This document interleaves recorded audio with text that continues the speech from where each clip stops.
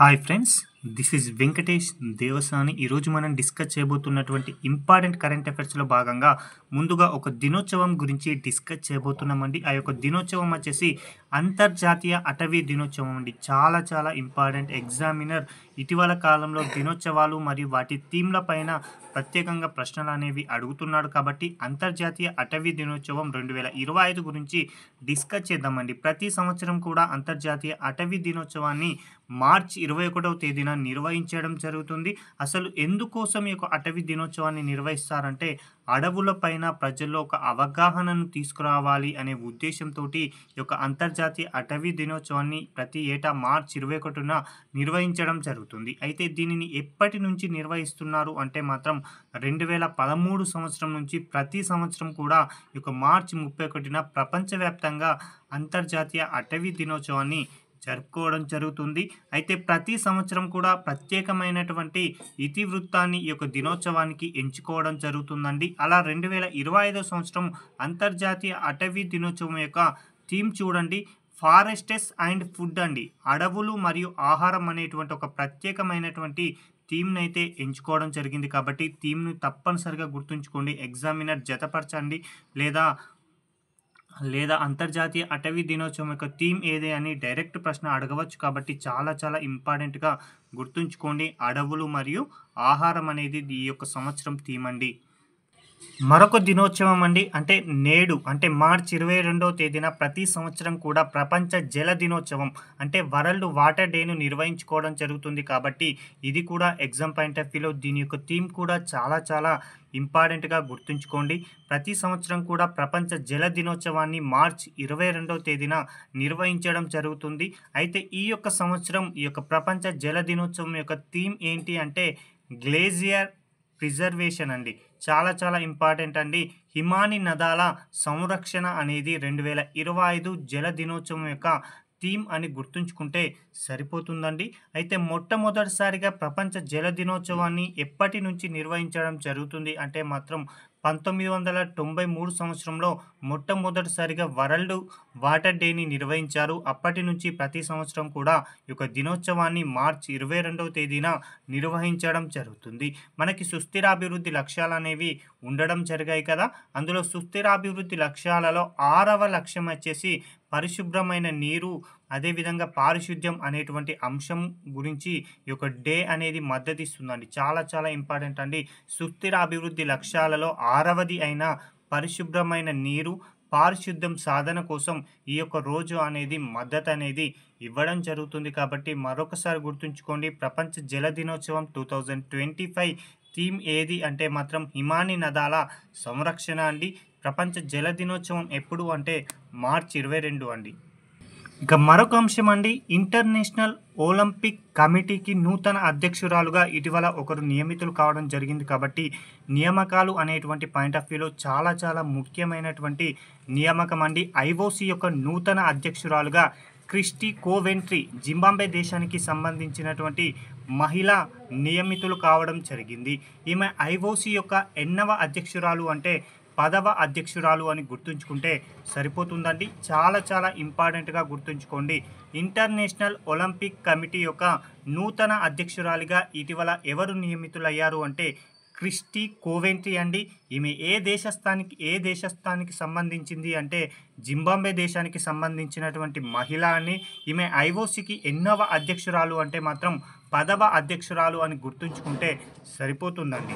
అయితే ఇప్పటి వరకు కూడా ఐఓసి అధ్యక్షులుగా పనిచేస్తున్నటువంటి థామస్ బచ్ గారి యొక్క పదవి కాలం ఇటీవల కాలంలో ముగియడంతో ఐఓసికి సంబంధించిన అధ్యక్ష ఎన్నికలు అనేవి 2025 మార్చి 20న గ్రీస్ దేశంలో ఉన్నటువంటి కోస్టెనా వరినాలో జరిగిందండి. ఈ యొక్క సెషన్లోనే ఐఓసి నూతన అధ్యక్షురాలిగా క్రిస్టీ కోవెంట్రీ గారిని ఎన్నుకోవడం జరిగింది అని గుర్తుంచుకోండి. అయితే క్రిస్టీ కోవెంట్రీ గారి యొక్క ప్రత్యేకత ఏంటి అంటే మాత్రం ఐఓసి అధ్యక్షురాలిగా ఎన్నికైనటువంటి మొట్టమొదటి మహిళ అండి. తప్పనిసరిగా అడగడానికి అవకాశం ఉన్నటువంటి అంశం అండి. ఐఓసికి అధ్యక్షురాలిగా ఎన్నికైనటువంటి మొట్టమొదటి మహిళ మరియు మొట్టమొదటి ఆఫ్రికన్ ఎవరు అంటే క్రిస్టీ కోవెంట్రీ అని గుర్తుంచుకుంటే సరిపోతుందండి. అయితే ఐఓసీకి తొలి అధ్యక్షుడిగా ఎవరు పనిచేశారు అంటే డెమిట్రియస్ వికేలస్ అండి. డెమిట్రియస్ వికేలస్ అండి. 1894 నుంచి 96 వరకు కూడా ఐఓసీ యొక్క తొలి అధ్యక్షుడిగా ఇతడు పని చేయడం జరిగింది. ఇతని యొక్క ప్రత్యేకత ఏంటి అంటే ఐఓసీ యొక్క తొలి అధ్యక్షుడు.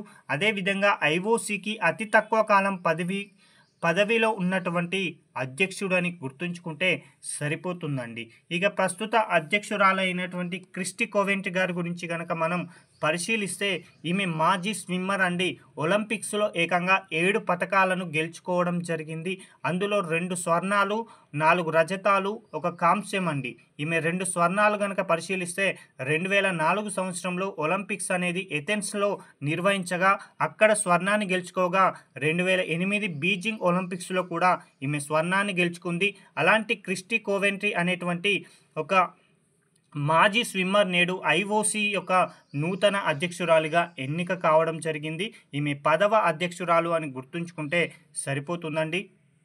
మరొక అంశం అండి, ప్రముఖ శిల్పి అయినటువంటి రామ్ సుతార్కి మహారాష్ట్ర భూషణ్ అవార్డ్ 2024ని ప్రకటించడం జరిగింది. ఇది కూడా చాలా ఇంపార్టెంట్ అండి. ఎందుకంటే రామ్ సుతార్ గారు భారతదేశంలో అదేవిధంగా ప్రపంచంలో అనేక విగ్రహాలకు రూపశిల్పిగా పనిచేయడం జరిగింది. కాబట్టి ఎగ్జామ్ పాయింట్ ఆఫ్ వ్యూలో ఇది కూడా చాలా ఇంపార్టెంట్ అండి.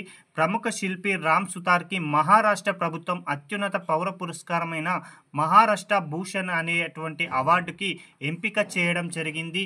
ఈ విషయాన్ని ప్రస్తుతం మహారాష్ట్ర సీఎంగా ఉన్నటువంటి దేవేంద్ర ఫడ్నవీస్ ఈ విషయాన్ని 2025 మార్చి 20వ తేదీన శాసనసభలో ప్రకటించడం జరిగింది. కాబట్టి గుర్తుంచుకోండి. అయితే రామ్ సుతార్ గారు రూపొందించిన కొన్ని ముఖ్యమైనటువంటి విగ్రహాలు కనుక పరిశీలిస్తే ఒకటి వచ్చేసి స్టాట్యూ ఆఫ్ యూనిటీ అండి. స్టాట్యూ ఆఫ్ యూనిటీ అండి. ఇది సర్దార్ వల్లభాయ్ పటేల్ గారి యొక్క విగ్రహం అండి. ఇది గుజరాత్ రాష్ట్రంలో ఉండడం జరిగింది. ఈ యొక్క విగ్రహం యొక్క ఎత్తు 182 మీటర్లు అండి. దీని ప్రత్యేకత ఏంటి అంటే ప్రపంచంలోనే ఎత్తైన విగ్రహం అండి. చాలా ఇంపార్టెంట్ అండి. ప్రస్తుతం ప్రపంచంలోనే ఎత్తైన విగ్రహంగా ఉన్నటువంటి స్టాట్యూ ఆఫ్ యూనిటీ విగ్రహాన్ని రూపొందించినటువంటి వ్యక్తి ఎవరు అని అడగవచ్చు. కాబట్టి రామ్ సుతార్ అని గుర్తుంచుకుంటే సరిపోతుంది. అదేవిధంగా భారత పార్లమెంట్లో కూర్చున్నటువంటి మహాత్మా గాంధీ గారి యొక్క విగ్రహానికి సంబంధించి రూపశిల్పిగా ఇతడే ఉండడం జరిగింది. అదేవిధంగా Russia, Australia, Britain, China, Egypt, USA ఇలా 400కు పైగా ఈ యొక్క దేశాలలో గాంధీ విగ్రహాలను రూపొందించినటువంటి వ్యక్తిగా ఇతడు గుర్తింపు పొందడం జరిగింది. అదేవిధంగా ప్రస్తుతం కర్ణాటక రాష్ట్రంలో ఉన్నటువంటి కెంపగౌడ విగ్రహం 108 అడుగుల కెంపగౌడ విగ్రహానికి సంబంధించిన రూపశిల్పి కూడా రామ్ సుతార్ గారండి. అదేవిధంగా మన రాష్ట్రంలో అంబేద్కర్ గారి యొక్క విగ్రహానికి రూపశిల్పిగా కూడా రామ్ సుతార్ గారు పనిచేయడం జరిగింది.